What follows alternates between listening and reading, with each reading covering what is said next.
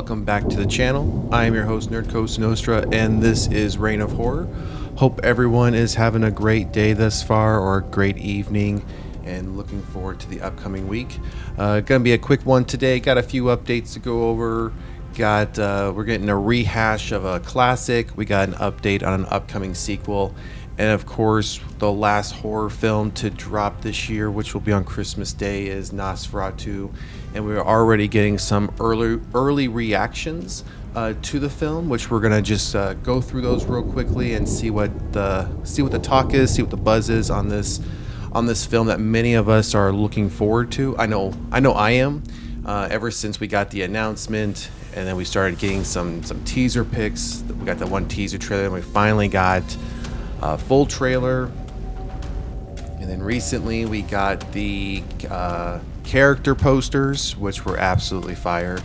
And now we are just a little over a month away before this film finally drops. And again, we got there's been some early viewings of it, so we're gonna be able to see some of the early reactions and see if it's living up to the hype that's been put out there for it. I'd imagine it will. I imagine it has thus far, and again, it's something that we will definitely be seeing opening week. I don't know if we'll be seeing it opening day, because I do know it does, if I remember correctly, this one does drop on Christmas Day, which I believe Christmas Day this year is on a Wednesday, so we will probably end up seeing it probably the day after, or that Friday. Hopefully, I mean, obviously, I think the cinema, regardless if it's this film or just in general, will probably be pretty busy, just because, you know, people are off work, kids aren't in school, and, you know, depending upon if you're traveling, not traveling, might be looking for something to do, and typically going to the movies might be something that many people will do. So yeah, just depending upon how busy things are, we might even try just to go that weekend. Hopefully, you know, when people are traveling back home, or just spending time at home. So we will see. All right, so let's get right into today's topics. And the first one being Silent Night, Deadly Night. We're reimagining the Christmas slasher classic with a new movie. So glad to, I think we all know where this is coming from. I think we know why this is probably being reimagined or being re-looked at, so to speak, as far as a Christmas slasher classic, and it getting a new film, which I'll be surprised as we read through this if it doesn't come up, which I'm already seeing it there. If you know what I'm talking about, you probably see it too. So 40 years after parents picketed outside of theaters following the release of the initial Santa slasher movie in the franchise, we're excited to announce today that Cineverse has acquired global rights to a new Silent Night, Deadly Night film. Deadline broke the news today, fresh off the release of Terrifier 3. That's what I'm talking about. Bloody Disgusting will be producing the upcoming reboot of the franchise that will be written and directed by Mike P. Nelson, Wrong Turn VHS 85, and produced by Scott J. Schneid and Dennis Whitehead, executive producers of the original 1984 TriStar film, alongside Jamie R. Thompson. Brandon Hill and Brad Miska with Terrifier 3 will oversee for Cineverse and will executive produce alongside Eric Opeka and Yolanda Marseilles. In the original classic, little Billy witnesses his parents getting killed by Santa after being warned by his senile grandpa that Santa punishes those who are naughty. Now Billy is 18 and out of the orphanage, and he has just become Santa himself. When it was released in 1984, the first Silent Night, Deadly Night quickly became the most controversial movie of the year. In a series of letters, parents demand the film be pulled from theaters. TriStar, the film's original distributor, responded to all the outrage by doing just that, and an act that would ensure SNDN's place in the halls of horror film infamy. In an instant, Silent Night, Deadly Night transformed from just another slasher film to a veritable cult classic. The very people who sought to banish it from existence, serving to make it one of the most must-see horror films of the entire decade. Looks like we're looking at a late 2025 theatrical release. So I wonder, I wonder if this. So before we go any further, I mean, it just talks about the excitement for it. Nelson talks about, see Terrifier 3 is mentioned here again as far as marketing and the releasing of that film. Negotiations between Cineverse and some of those involved, and that's pretty much where it is. So I want to go back up to the top, not all the way to the top, but the release date here. So it says it's currently slated for a late 2025 theatrical release. So I'm wondering, because those involved with Terrifier 3, some of those involved with Terrifier 3 are going to be involved in this reimagining of this classic film. I'm wondering if we're going to see another mid-October-ish release right before Halloween. Terrifier 3 did that. Terrifier 3 obviously capitalized not just on the fact that it had a very big cult following already, but also the fact that it was releasing a week and a half before Halloween, which I think helped also drive some of the traffic as well, because it was one of the very few not Halloween films, but horror films being released. Because I know a week after Terrifier 3 we got Smile 2, but I think there were a lot more people looking forward to Terrifier 3 than Smile 2, because Terrifier 3 being one of the most obviously gore-ridden horror films that we have in the overall genre, not including the first two films. So I'm wondering if that's what why they're targeting that release date, but also if the original film was, if the public managed to get the original film pulled and banned, so to speak, from theaters, and this was in '84. I mean, I can't imagine this new take, this remake won't be just as violent, as gory, as horror driven. Again, especially since you have Terrifier 3 people involved, we could see something very close. I'm just hoping it doesn't feel like it's just a carbon copy of Terrifier 3 or Terrifier 1 or 2. I'm hoping this one can just stand on its own, still bring the horror, still bring the gore, everything we would expect. But I definitely don't see any.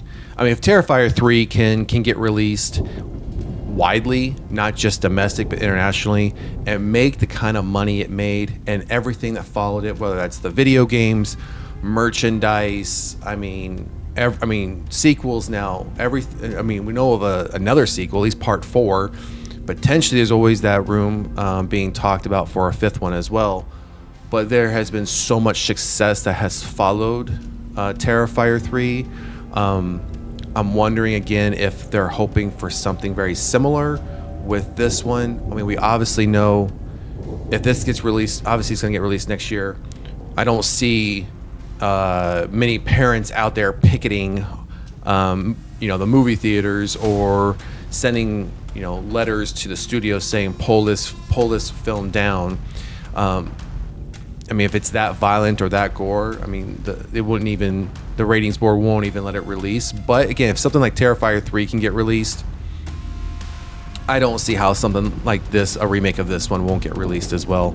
But again, glad to see we're bringing something back that was controversial back in the 80s that got pulled, and we're going to try to remake it. And typically these remakes are just as gory, just as bloody. So looking forward to this one. If you haven't seen the original, you can try and track it down, check it out. But otherwise, we're getting a remake of it, and I don't see this one getting pulled from theaters this time around. I definitely think they're just going to ride the wave out, especially after the success of Terrifier 3. So more to come on this one. More to come. All right, so we touched on this topic, I believe, last week. But looks like we have another update. Trick or Treat sequel gets a promising update from director.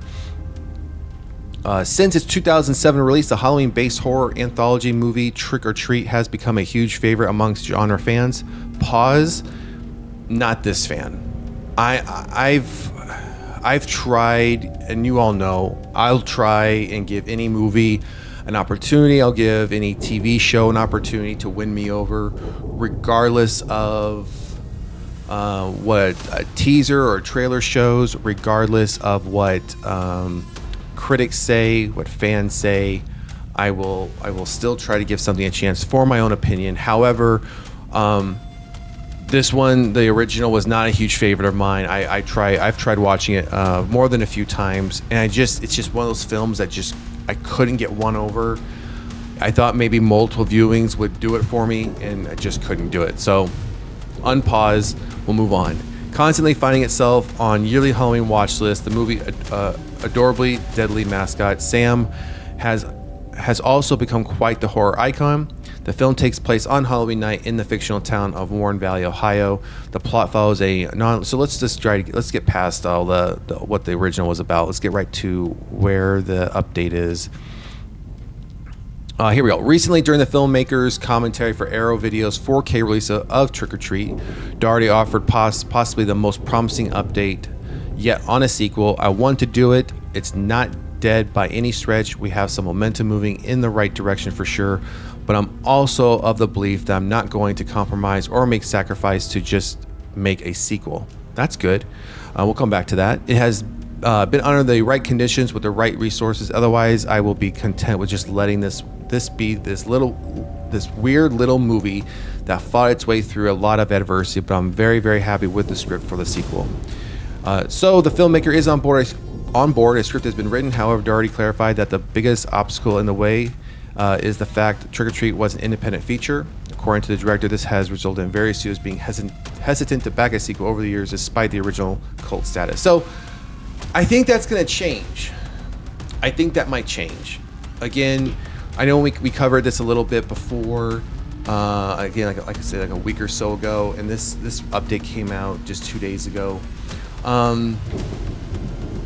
Again, it's been roughly almost a month since Terrifier 3, and I keep bringing up Terrifier 3 as the example because I don't think many people or studio execs thought Terrifier 3 was going to be the success that it was. We all knew, again, as I've mentioned, it has its cult following. You were going to get those hardcore Terrifier fans to go see it. You were going to get your hardcore horror fans to go see it, but I think you had your general horror fans going to see it as well because they were interested in finally seeing this character, Art the Clown, on the big screen, and to see that level of gore on the big screen that typically isn't seen. When you think about, like, if you look behind me, if you think about Michael Myers, some of the classics, even Ghostface, one of the more recent, Smile, the Conjuring universe, a lot of these have a lot of thrill, scare factor. Yes, there is some slasher violence, but nothing to the level of Terrifier. And again, I don't think anyone thought it was going to be that as big of a success as it was. So when you read a comment or a quote like this, where a director or a creator is saying, yeah, I'm happy with the script. We have a script ready. I'm not going to compromise, which the creator, director, and writer for Terrifier 3, or the Terrifier franchise, especially for 3, refused to compromise, refused to sell it to a large studio for distribution, decided to just, they funded it and put it out there themselves, and look at the return they got. So I don't blame, creators and directors at some point saying, I'm not going to compromise. This is the story I want to tell. This is the version of the film I want to give. And rightfully so, he knows, and he's going into this knowing that studios are hesitant. Studios may not want to take a chance or a risk especially on the horror genre. But again, I think this year, you've heard me say this before, we're seeing that turn. I think this year, especially with Terrifier 3, we've seen a shift, not so much, I don't want to say in interest from the fans, but interest from studios, that some of these franchises definitely are something that can make money and make big money and cost little to make and little to market. When you compare it to something like what Marvel does or DC or Disney, I mean, you're talking some movies are cost, not even those, even if you think about what Paramount puts out, whether that's like Top Gun or some of like the Mission Impossible movies. I mean, these are $200, $300, $400 million movies, and that's not what Terrifier 3 is costing. And look at the return Terrifier is getting, right?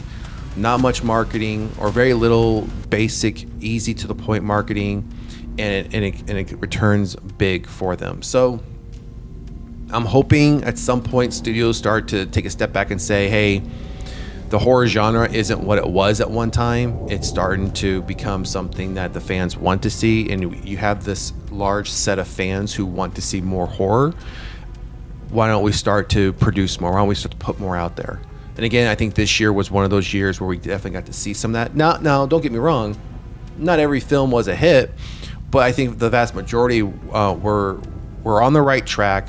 They were very good, very successful. It's just they didn't get the level of marketing that they needed to be widely successful.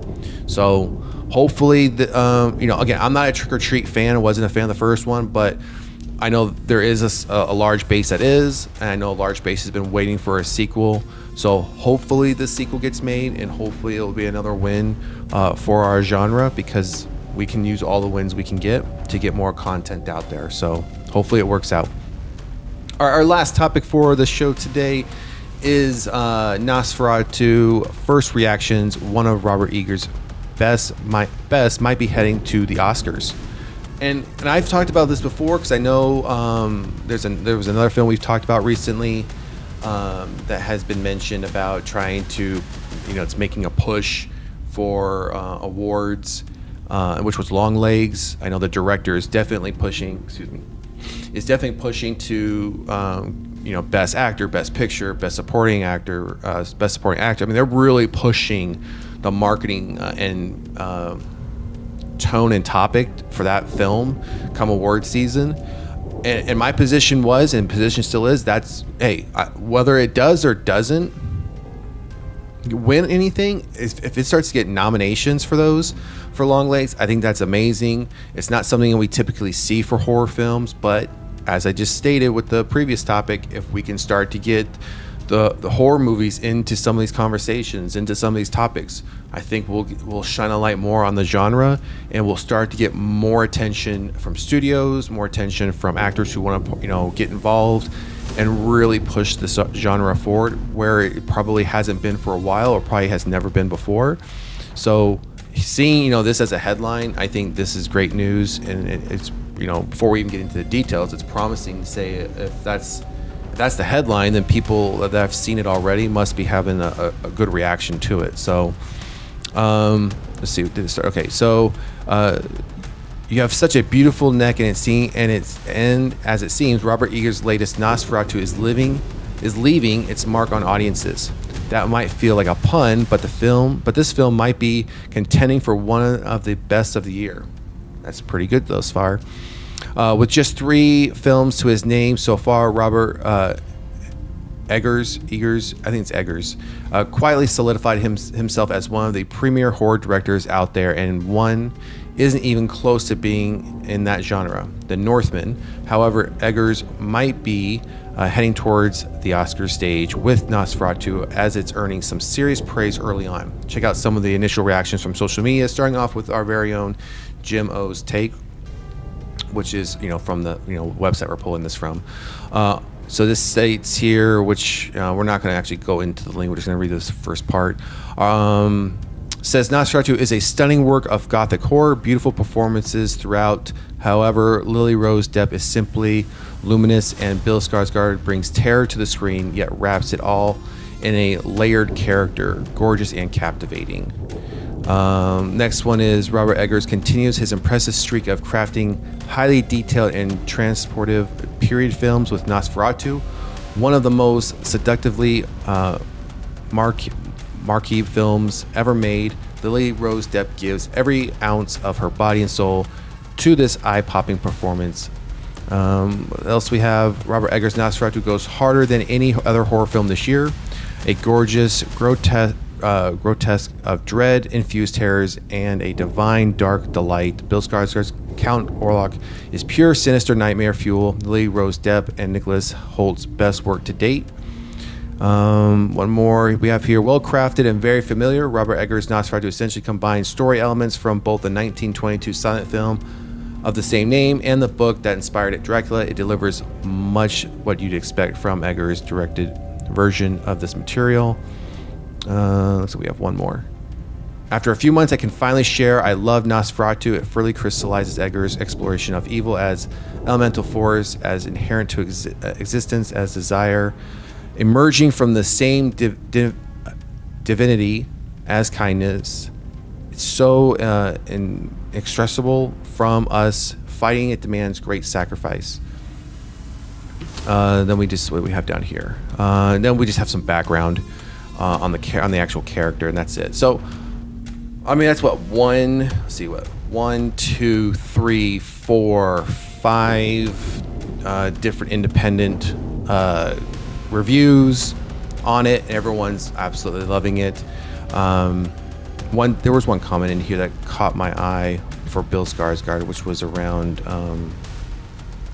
another movie he had done. Where is it at? Let's see. I think maybe it was at the top. I think it was mentioned The Northman, which if you haven't, just side note, if you haven't seen The Northman, see The Northman. Great film, very underrated film. Should have gotten a lot more attention. Don't get me wrong, there are some parts in it where it seems like the action sequence or the fighting sequence seemed kind of not fully developed, but overall, great film. I wish we would get more Nordic films like that. Definitely worth checking out. But definitely excited for Nosferatu. Been excited for this one ever since it got announced, and it seems like Robert has, potentially got himself another home run here.